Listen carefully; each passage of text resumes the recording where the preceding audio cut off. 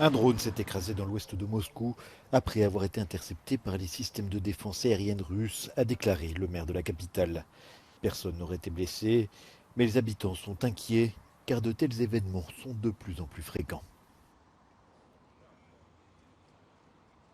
Конечно, страх есть, у меня 3 детей, и, конечно, я беспокоюсь, это уже в непосредственно вблизи от нас происходит. Но если вы меня спросите, что делать, я не знаю, наверное, нужно как-то усиливать безопасность, на мой взгляд, это уже такие серьезные какие-то знаки для того, чтобы задуматься. Вот. Над Москвой уже который раз летают эти беспилотники и держат немножко в страхе все равно.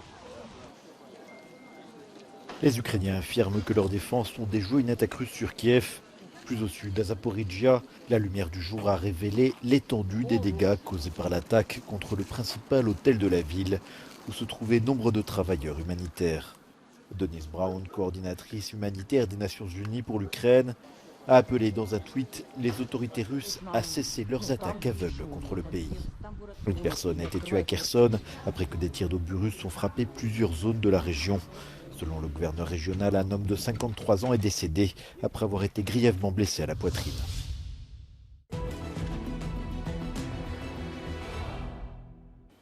The Wagner Group continues to maintain a presence at facilities in Belarus, and the status of its rumored withdrawal to Russia remains unclear, says the Institute for the Study of War in its latest update. Satellite imagery collected on the 9th of August shows a significant number of vehicles at the Wagner camp in Tselnya Osipovichy in Belarus, and may even indicate that more vehicles have arrived at the base between the 1st and the 9th of August. The Wagner-affiliated source amplified a denial from an alleged Wagner fighter, wherein the fighter stated that the speculations are, quote, fantasies, although they acknowledged that many Wagner fighters themselves often do not learn about their deployments until the last moment. Ukrainian sources continue to report about expanding Wagner activity in the region of Brest, and a Wagner-affiliated source posted footage on the 10th of August showing that Wagner instructors continue to train Belarus military personnel. On the 7th of August, the Belarus Ministry of Defense announced that the 6th Separate Guards Mechanized Brigade would conduct an exercise in the area of Rodno of northwestern Belarus near the border with Poland and Lithuania. Minsk said that the exercise intended to incorporate lessons learned by the Russian military in Ukraine. The UK Defense Ministry says there is a realistic possibility that the Belarus troops will be joined by a small number of Wagner Group advisors acting in a training role.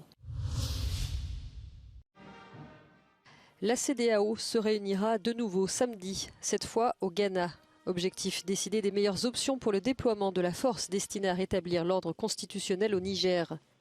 Les dirigeants ouest-africains ont donné leur feu vert à l'opération jeudi lors d'un sommet, tout en déclarant qu'ils espéraient toujours une solution pacifique à la crise. La France et les États-Unis sont parmi les pays qui soutiennent la CEDEAO.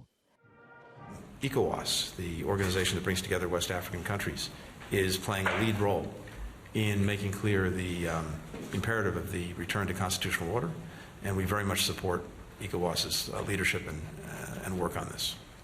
Dans les rues de la capitale Niamey, l'ambiance semble calme. Ceux qui acceptent de parler aux journalistes affichent leur soutien à la junte.